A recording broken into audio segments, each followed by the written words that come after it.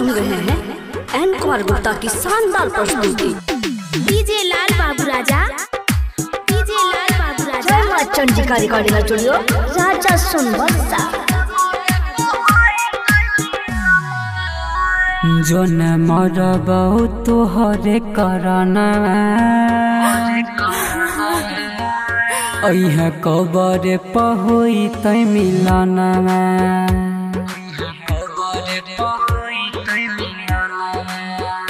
जो न मरबौ तोहरे करना अइह कबर पहोई तै मिलना जो न मरबौ तोहरे करना अइह कबर पहोई तै मिलना तोरा बिना कोना जीवो जब पिंजरा से उड़ते सुगना जो न मरबौ तोहरे करना अइह कबर पहोई तै मिलना।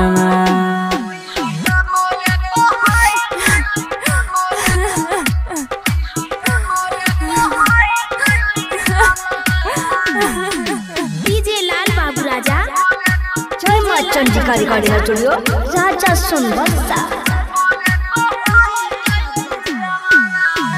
तोरा खाती बोलगे सोना की न कलियोगे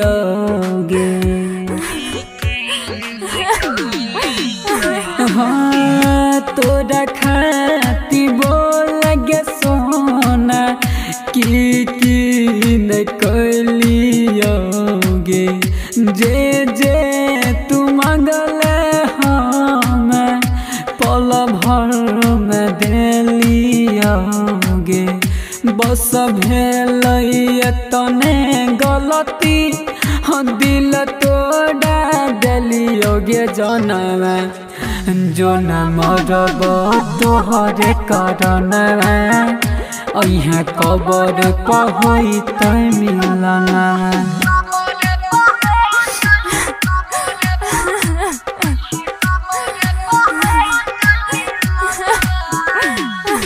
डीजे लाल बाबू राजा, जय चंडिका रिकॉर्डिंग स्टूडियो, राजा सोनबरसा।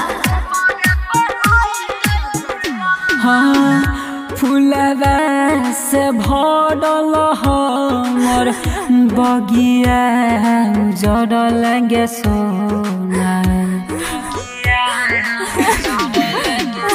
हाँ फूलवा से भरल हमर बगिया उजड़ल गे सोना एको बारी सोचबो न कैल तोरा बिना जीवो कोना दिल सूरज के दिलहि दुखाई ज्ञानी राजा के बनैले सजनवा जो न मरबौ तोहरे करना अइह कबर पहोई तै मिलना।